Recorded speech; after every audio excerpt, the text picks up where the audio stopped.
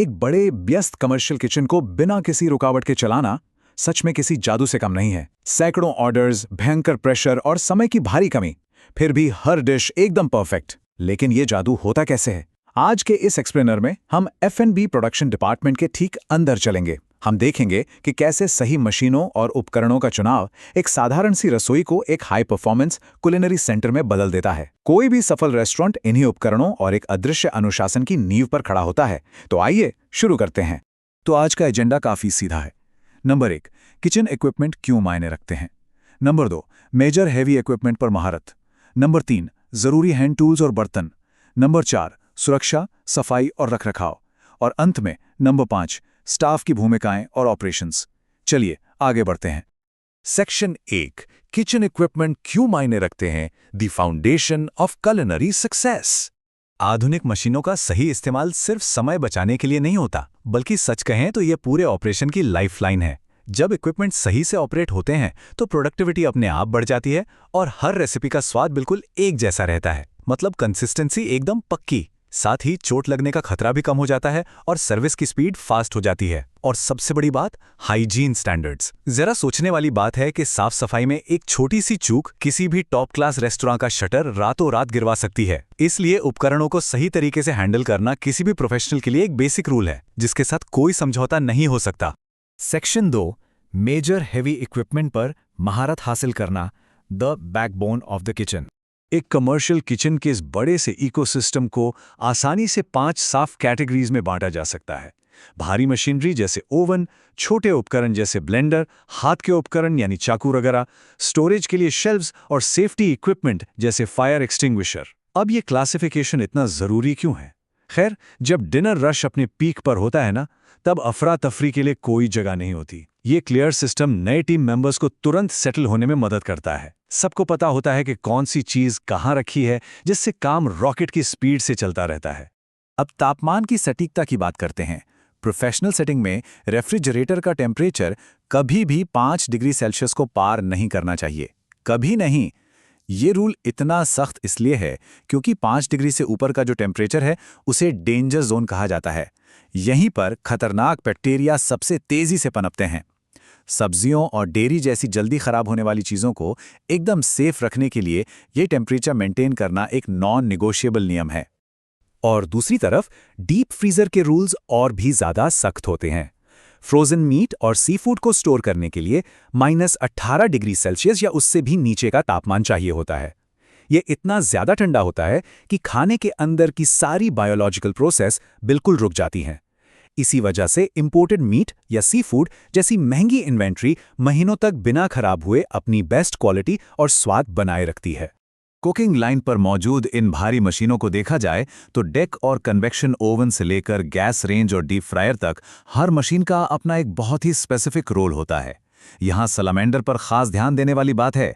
Continental kitchen में dish को ऊपर से ग्रिल या ब्राउन करने के लिए इसका खूब इस्तेमाल होता है। और बैन मैरी तो एक कमाल का इक्विपमेंट है। ये पानी की भाप का इस्तेमाल करके खाने को बिना ओवर कुकिंग के सर्विस के लिए बिल्कुल सही तापमान पर लंबे समय तक गर्म रखता है। असल में यही मशीनें किसी भी कमर्शियल किचन की धड़कन हैं। आगे बढ़ते हैं सेक्शन 3 पर, essential hand tools and utensils, precision in the palm of the hand. भारी मशीनों से हटकर अगर हम इन मैनुअल टूल्स की बात करें, जैसे शेफ नाइफ, पीलर या टोंग्स, तो यहाँ हाथों की सटीकता सबसे ज्यादा काम आती है।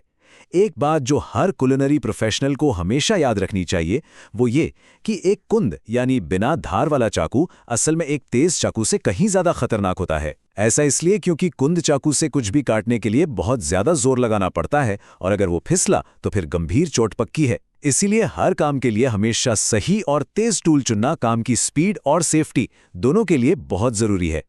अब आते हैं एक ऐसे रूल पे जो इंडस्ट्री में पूरी तरह से फिक्स्ड है। चॉपिंग बोर्ड्स की कलर कोडिंग। क्रॉस कंटैमिनेशन से बचने के लिए ये सिस्टम बनाया गया है। लाल रंग कच्चे मांस के लिए, हरा सब्जियों के लिए, नीला सी फूड के लिए, पीला कच्चे चिकन के लिए, सफेद बेकरी और डेयरी प्रोडक्ट्स के लिए और भूरा पके हुए मांस के लिए फिक्स होता है। ये कोई मामूली सुझाव नहीं है, बल्कि फूड पॉइजनिंग जैसी गंभीर बीमारियों को रोकने का एक पक्का तरीका है, जिसका हर हाल में कड़ाई से पालन करना ही होता है। इसके अलावा बर्तनों के मटेरियल का चुनाव भी कभी यूं ही नहीं किया जाता। एक प्रोफेशनल शेफ बहुत सोच समझकर अपने काम के लिए सही मेटल चुनता है।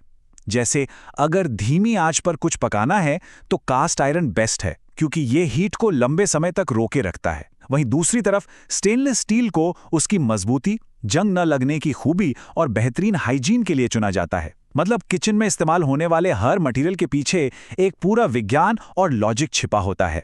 सेक्शन 4, सेफ्टी, क्लीनिंग और maintenance, protecting the brigade and the patrons. Cleaning की ये 6 स्टेप्स वाली प्रोसेस पक्का करती है कि किचन हमेशा सेफ रहे। इक्विपमेंट को स्विच ऑफ करने से लेकर खाने के कड़ हटाने, अप्रूव्ड डिटर्जेंट से धोने, ठीक से खंगालने, सैनिटाइज करने और फिर स्टोर करने से पहले सुखाने तक हर एक स्टेप बहुत क्रिटिकल है।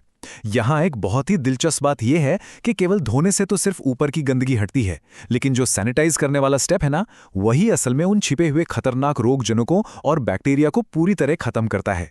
ये तरीका न सिर्फ हाइजीन बनाए रखता है, बल्कि मशीनों की उम्र भी बढ़ा देता है। साफ सफाई के साथ साथ प्रिवेंटिव मेंटेनेंस के डेली चेक भी उतने ही जरूरी हैं।